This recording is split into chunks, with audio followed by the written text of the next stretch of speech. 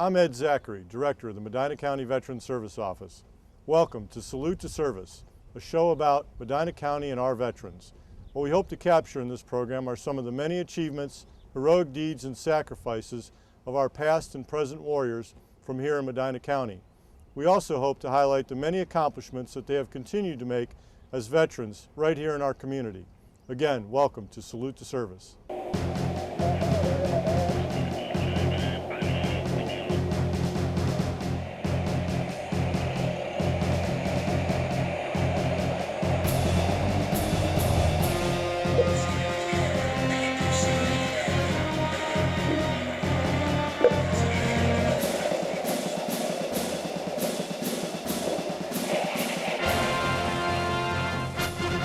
Today with me I have Mr. Bill Rawlings from the Parma Vet Center. Bill, how you doing? Doing fine. Good to Thank be you. here, huh? Good to be here too. Good, good. And you work out of the Parma Vet Center, or have worked out of the Parma Vet Center, because Right. you're recently retired. Well, I'll be retiring this afternoon, correct? There you go. How long have you worked for the Vet Center? Been to the Vet Center 8 years. 8 Been years? with the VA 10 years. Now, obviously you do a lot of counseling and stuff like that for post-traumatic stress, TBI and stuff, but let's talk a little bit about you. Okay. You're a veteran. I am. Army veteran. Army veteran.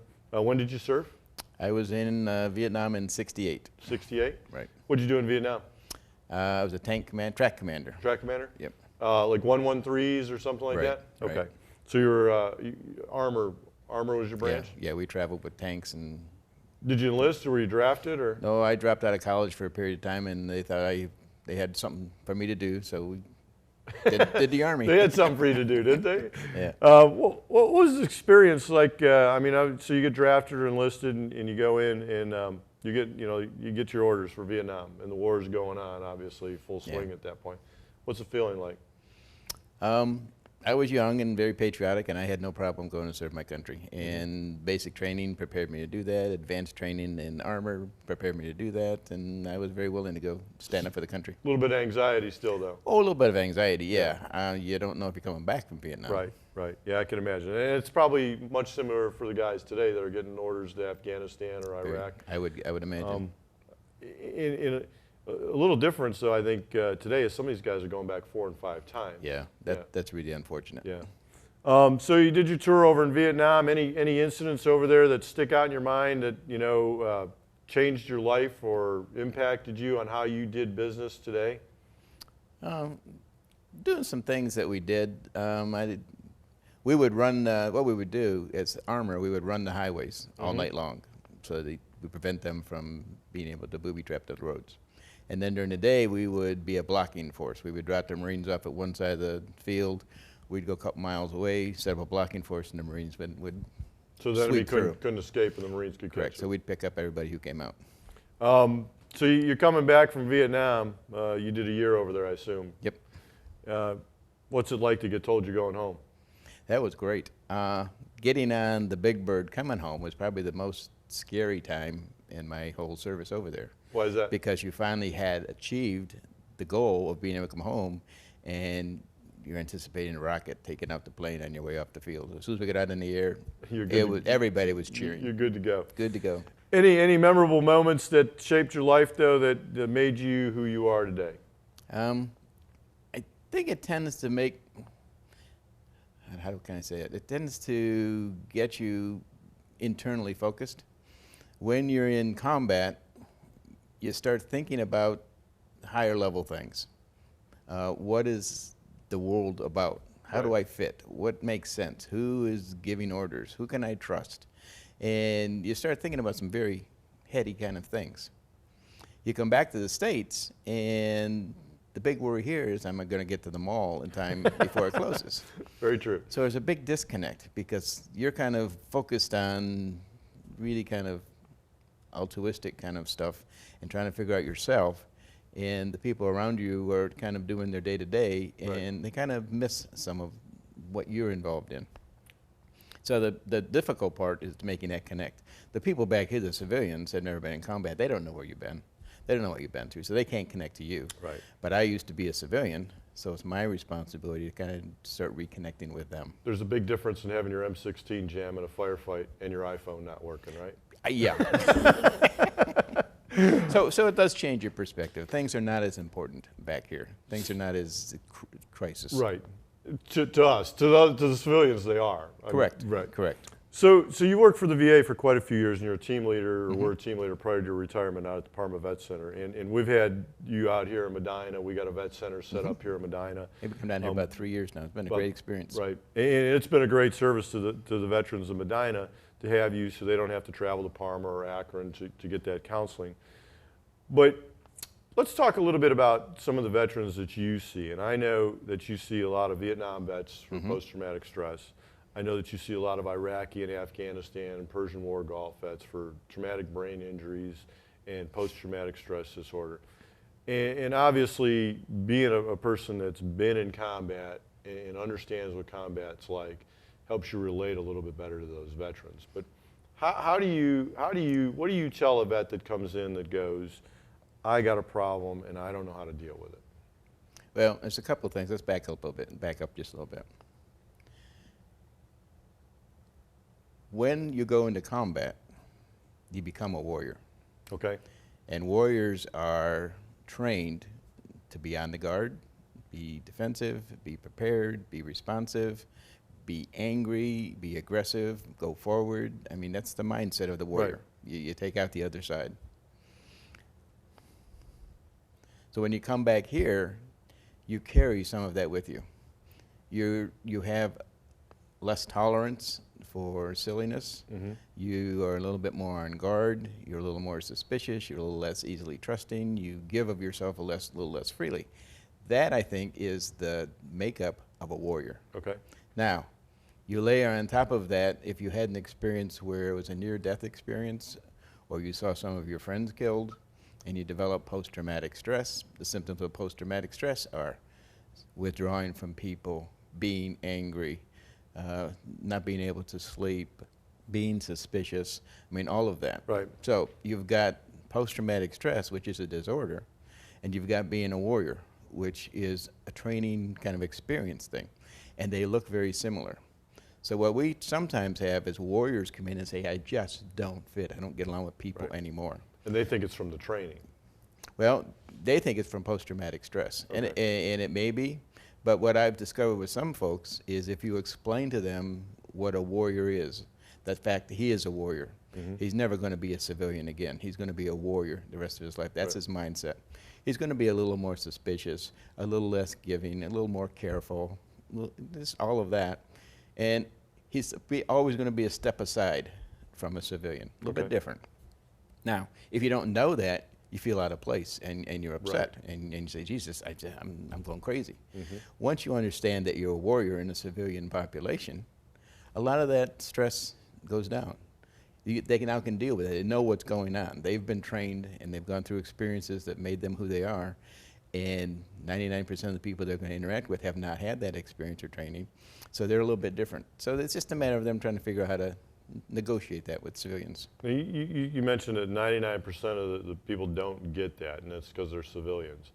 And that's a problem that I've found for veterans that suffer from post-traumatic stress disorder is they don't understand why other people don't understand them. You know, whether it's their wife, their children, the guy down the street, whatever it is, but they try to explain why certain things are important to them or why they do certain things in a certain way, and civilians just don't get it. Correct. And oftentimes a veteran gets angry about that. Correct. Yeah, and I guess that's probably important for the veteran to understand that suffering from post-traumatic stress is that no matter how I try to explain, it's almost like dealing with an elderly person with dementia. You know, no matter how many times I explain this to you, they're not going to understand it, and it becomes frustrating. What we do at the Vet Center is we're the group in the VA that welcomes combat veterans back. Okay. So we are trained and we have veterans on staff, so we have combat veterans who understand veterans. What we do is we try to educate the veteran into, one, the fact that he's a warrior, two, the symptoms of post-traumatic stress. We teach him anger management, we teach him cognitive processing so he can actually think about what he's doing in his head before he actually takes action on anything. What we try to do is slow him down a little bit and kind of help him observe what's going on. Now the vet centers, they've been around for a while.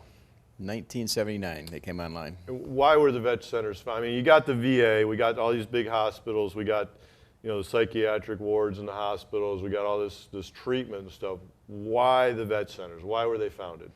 Vet centers are storefront operations. They're not imposing. You fill out one piece of paper when you come in. That's the background information that we start with. There's no waiting list. In '79, it was found out that the veterans, the Vietnam veterans, were not coming to the hospital. Right. They associated the VA hospital with the military. And it was a big, established organization that they didn't feel comfortable with. And being warriors, they're not going to trust this system. So what we did is we took and put veterans in storefront operations so other veterans could connect with them. Out in the community. Out in the community. And your usual vet center is staffed by 2 or 3 social workers and an office manager, so it's not a big operation. Right. There's no waiting list. We can deal with the trauma. We can deal with military sexual trauma. We can deal with family issues. We can do anything that the veteran needs to become better functioning in his daily life. I think it's important to know too is the records kept at the vet center do not go into the VA files. Completely separate. We have a computer system, but all of our computers are separate from the VA computers. Now, fortunately, the vet centers are able to access the VA computers. Right. So we can go in and see what's going on in his medical treatment. If he saw some folks in for therapy in the hospital, we can kind of look at some of that information. We network with the VA hospital. We're connected at the hip with the VA hospital. Yeah. But our computer system is completely separate. Nobody gets into our computer system. Nobody can see what's in the computer system without the veteran's written permission to us. And I think a lot of that was designed because of the suspicion of the VA back Exactly. in 1979 when that came about. I know I tell people that, you know, you guys are kind of like the soft side of the counseling when it comes to post-traumatic stress. I mean, you're the people that you can sit down and talk to and understand, and we'll try to help them through whatever, you know, their problems are. That they're dealing with the post-traumatic stress, but also if they do need further help, because there are some people that may need more than counseling and may need psychiatric help. And we don't have psychiatrists on staff, but we link with the VA hospital very closely. And you can consult that person and refer them to if they need it, or if they refuse it, you'll continue to help them with just trying to get through what their problems are. Absolutely. And it's a great service. I know you've dealt with some families out here in Medina, and you know, all the feedback that our office has gotten has been very positive with people working with you. Well, it's important to work with the family because that's where the veteran's living. Those are the folks that he's interacting with. And you need to understand, these Iraqi veterans are having more of a difficulty when you talk about doing multiple tours. Right. What happens when a veteran goes on a tour is he's gone for a year. Well, what's the family doing back here? They had to pick up the pieces. Right. So they close ranks. Maybe the wife wasn't responsible for the finances, but now she is. Right. Maybe she made joint decisions with the veteran. Now she's making independent decisions. The children, the 12-year-old, now he cuts the grass and he takes the garbage out and he's got chores and responsibility. He feels good about that. Now dad's coming back from And he overseas, wants some of that control back. and he steps back into the family, and the family has closed ranks. Right. There's no place for him. They want him back. They love him. They miss him, but they don't need him. Right. So they got to figure out how can he reintegrate. They've got to open up and let him in and relinquish some role for him. He's got to reestablish his role. And it's a process. It is a process. It generally takes 9 to 12 months to kind of smooth that whole process out. You know, it's funny because you say 9 to 12 months from the veteran coming home, and with the multiple tours, and I saw this when I was still on active duty, is, you know, these guys are going back every 2 or 3 years. Well, you know, it's easy to say, well, I came home in 2004 and I'm going back in 2007. But the reality of that is you come home in 2004 and your life doesn't get back together until 2005. And in 2006, a year later, you get told you're going back. Right. And the minute you get told you're going back, that family dynamic changes like that. Right. Because everybody's sense of heightened awareness becomes a little different. And you don't know if dad's coming back when he goes. Right. And so the minute you hear that he is going back to Iraq or Afghanistan, the family gets in that mode of, well, is dad going to come home? I know he's leaving again. obviously the military member, his heightened awareness, because he tends to take the focus off the family and onto the mission, because that's what we're trained to do. Correct. And the family goes into this, we got to pull back because maybe dad or mom won't come home. Correct. So it's a 3-year cycle, But not necessarily a 1-year deployment. And it's also a challenge to that cycle because the veteran knows at some point he's going to go back. Oh, today, yes. So he tends not to fully come home. Right. He wants to keep his mind sharp. He wants to keep his skills sharp. So he's practicing Right. being a warrior instead of learning how to reintegrate with civilians. So he stays a little bit removed from the family Right. that whole period. Yeah, I think the fallout of the 3 to 5 deployments that you've seen with a lot of service members that have stayed on active duty isn't going to be seen for years to come, because until those guys start to retire or get out that have did these multiple tours. Well, when you talk about post-traumatic stress, it's cumulative. You may have some trauma in your first tour. Right. Then you might have some additional trauma in your second tour, some additional trauma in your, well, all of those are taking toll and making the whole situation more complicated, more challenging. Is it harder to treat someone that, let's say I went over and I did a tour and, got in a firefight and maybe one of my buddies got killed, and I come home and I got post-traumatic stress disorder, and I go and see someone for it like yourself, and you say, well, what caused post-traumatic stress? And I can tell you that incident caused it. As opposed to treating someone who has been through 3 or 4 tours that doesn't really know what incident caused it, because there's so many of them. Is it a little different to treat that one person that can identify the incident that happened versus the one that can't maybe identify what all those problems are? Because it is a cumulative? It's different. It's not any more difficult. It's just a different approach. Different approach. Basically, what I use is cognitive processing therapy. I teach the veterans how to think about what they're thinking about. Okay. That's kind of crazy. Nobody thinks about what they're thinking about. You just do it. You just do it, right. So it's a skill that we train them. More of us should do that, probably. Well, we all should do it. And what they learn to do is see what they're saying to themselves. Let me give you an example. You're driving here today. Somebody cut you off, almost hit your car. You got to slam the brakes on. I'm angry, and I'm you're, mad. you're saying to yourself, son of a gun, why is he more important Right. than me? He thinks I'm nobody, and he's going to just, I'm going to, so when you get up behind him, you want to get out of your car and choke him. Okay. Same incident. Guy pulls in front of you, you got to slam your brakes on. And you say to yourself, whoa, I hope he's going to be okay. I hope, that whatever's taking him this emergency, that Right. it works out for him. Now, you're not as angry because you're not getting involved in it. So what we say to ourselves is more important than what happens to us. Whatever happens to us, we make an interpretation of that, and then we react. We have emotions. So what we teach veterans is, what are you saying to yourself? Right. And if we can get them to say more positive, more appropriate things, because a lot of times they're saying inappropriate things about themselves. What they're saying is, I'm not a good person. I deserve that. Right. I kill people, so I shouldn't have any.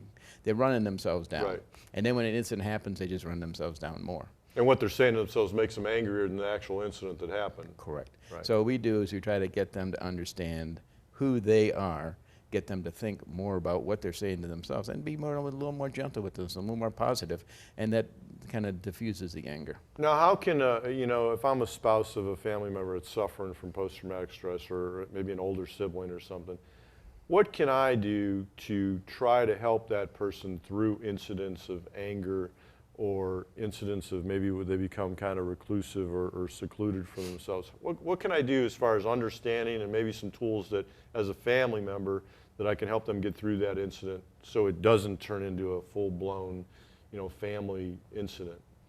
I think what you need to be is understanding the fact that, 1, he's a warrior. 2, on top of that, he's got post-traumatic stress. 3, he may have traumatic brain injury, mild. So he's got a lot of things stacked against him. You need to be there with him. You need to be patient. But what you also need to do is hold him accountable. Well, I can't do that because I've got post-traumatic stress. Oh, Right. crap. Right. I know you got post-traumatic stress, but you still got to do this, this, and this. Right. We need to be a family. We need to. What happens is, over time, it's not unusual for wives to develop what I call post-traumatic stress by proxy. The veteran won't go out anywhere. The veteran doesn't want people to come over. The veteran won't communicate. The veteran gets controlling of the wife, doesn't want her to go out because he Right. feels abandoned, and she's out doing things that he doesn't want her to do. So what happens is the wife kind of shuts her life down. She loses her friends, she loses her social connections, and she's living the world that he's living, and that's not healthy. So what we do is we try to help the wives reestablish their connections, their social connections, and we try to help him to be part of that. Right. And what I tell the veterans is, you love this woman, she's your partner, she's staying with you, Right. and you are destroying her life. Right. Is that how you want to be remembered, as dismantling her life? And they don't. So sometimes that helps them to say, well, I don't want to do this, but I'm going to do it because it's going to make my wife feel better. And I think coming home with post-traumatic stress too is a lot of what the military person comes home to rather. I mean, the family atmosphere. Right. Does he come home to his parents? Does he come home to a job? Does he come home to a wife and loving children? Yeah. As opposed to coming home to a shipwreck sometimes. Right. So I mean, I think that adds to it, because I think what your life is like, it's probably easier to deal with post-traumatic stress if you have a stable life as opposed to having a life Right. where your job. And we all have we bring baggage to the military, we bring Right. more baggage home. So Right. yeah, it's a matter of managing all of that. So you mentioned traumatic brain injury, and you know that's a new buzzword that's come out of the Iraq and Afghanistan war. Nobody had traumatic brain injury prior to these two wars. And people may not Supposed- understand how everybody's developing this traumatic brain injury thing. Well, you can be as much as 200 yards away from an explosion and get shaken. And really what traumatic brain injury simulates is shaken baby syndrome. Your head Right. is just knocked around and your brain is knocking around inside of the cranium and getting damaged. Right, and I mean that's a new medical term even with the civilians too. With someone's in a car accident or a kid that falls off a bike or whatever. What's the difference? Because a lot of people seem to think that PTSD and traumatic brain injury are synonymous, and they're not. They're not. What's the difference They're not, of the two? they're not synonymous, but the symptoms overlay in such a way Right. it's challenging to sort them out. With mild TBI, the brain has been damaged, but it's going to repair itself. And over months, they will regain their functioning, their thinking process. What happens with traumatic brain injury is the thinking is slowed, the emotions are dulled, the person can't remember things. I mean, there's just a lot of issues. With post-traumatic stress, because the person is experiencing stress, they don't remember things and they're angry and they're reclusive, so the symptoms look similar. With traumatic brain injury, if it's mild, it will repair itself. If it's severe, then the person is actually going to have to go through occupational therapy, maybe physical therapy, to Right. relearn some of the Some skills. of the things he's lost. And that's a process. Yeah. I see a lot of the veterans that come home with TBI, it's some of the thought processes just take a little bit longer than maybe they did before. And most of them get through that. I mean, Right. and you can see over time that they are getting better. It's just a matter of trying to rethink some things. How do you feel as though, I mean, you've been dealing with veterans for a long time. How do you think the veteran of today is different from the Vietnam veteran or the World War II veteran? How do you compare, or the Korean War veteran? I mean, we've all been through combat, and combat's changed a little bit, but what's the differences of a guy coming home from World War II or Korea versus Vietnam or Afghanistan or Iraq? Is it purely the war is different? Or is it the social being of the United States or America? I think the environment is different. When the Second World War guys came home, they just had a mentality of, well, I was through some crap, you suck it up and you got with your life. You don't cry, you don't complain, you don't ask for help, you just kind of do your thing. You join the VFW and the DAV and you hang out with your buddies, you go to work during the day, and that's the way life is. Vietnam veterans came along and they challenged that. They said, I've got this problem, I've got this problem. And it all came from the war. And they demanded things from the VA, and they actually cried and threw fits and demanded. So the VA took notice and made some changes and did more research and are finding out ways to treat veterans. The Iraqi veterans now are coming back to a system that knows how to intervene with them. Right. So that wasn't there for the Second World War guys. You got shell shock? Yeah, you were in the war. Of course you did. In Vietnam, well, you got PTSD, but we didn't know until early 80s what it even was. Now, these guys are coming back. We understand what the issues are. We understand how to intervene. And we want to help. And we want to help. I think the economy's, you know, I mean, you look at the World War II guys came back to obviously an economy that was booming. Oh yeah. So it was go get a job, and I didn't have a problem. Where, after Vietnam, I mean, we know the 70s, the economy wasn't booming. And you come back and there is no job, there is nothing. So that just adds to the problems that you have. There's no place to go to forget those problems. You can't go to work because you can't get a job. So there was a need for that. And I know the Vietnam veterans have fought very hard for the benefits that these guys are reaping today, and well deserved. So I mean, the VA has transformed itself, and I know I got some Vietnam veterans that are still scared to go there because they remember what it was like back in the 70s. Right. And one of my commissioners. Oh, it's completely different. You Yeah. didn't recognize it. I know one of my commissioners, a Vietnam veteran, he will put them in their car and say, we're going, because it is a state-of-the-art hospital, and the treatment there is just as good as anywhere else. It's the best according to all the research. Yeah, they do a great job. PTSD, type 2 diabetes, they're all on top of some of those diseases coming back from Vietnam with the Agent Orange. What's the one thing I want to close with here, and I want to ask you this. What's the one thing that if you were to tell a veteran that had a problem, whether he's a Vietnam veteran or an Iraqi veteran, that has a problem with, dealing with his spouse or dealing with the social being of people and thinks he's suffering, what would you tell him to do? I would have them come to a vet center. The vet centers are so easy to access. You walk in the front door, the receptionist greets you, they hook you up with somebody who's going to talk with you, you're taking care of business. When you go to the VA hospital, it's just a little more complicated. You have to fill out some forms, you have to go through processes. It's a little more clinical. It's a very clinical. Right. We're a little bit more easily to access. I mean, you don't have to go deal with the system. You just deal with us. And we will help you deal with the system. So I would say go to a vet center. They will at least talk to you, listen, you can see what your options are. And if you like the options, fine. If you don't, fine. What we're finding is but many of the Iraqi veterans are showing up on our doorstep. Not necessarily because they want to be there, but their spouses are saying, this is not working, you need to get some help.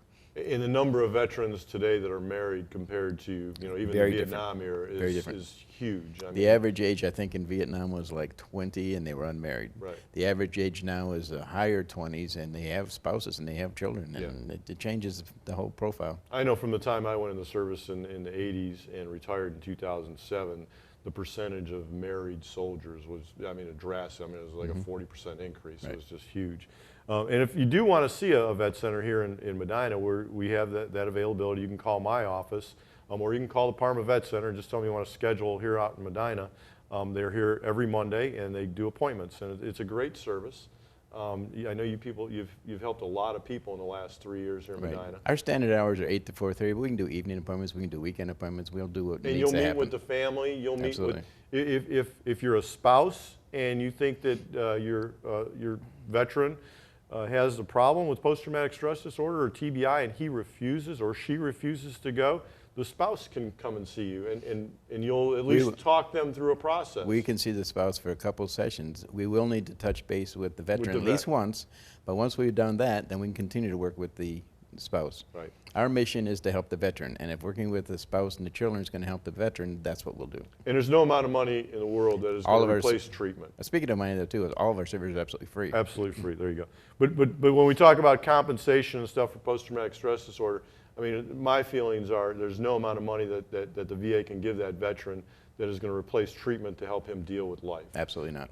The $3,000 a month, if you don't learn how to live a productive life with the post-traumatic stress disorder. If you're living in your basement, what good is it? It exactly does no good.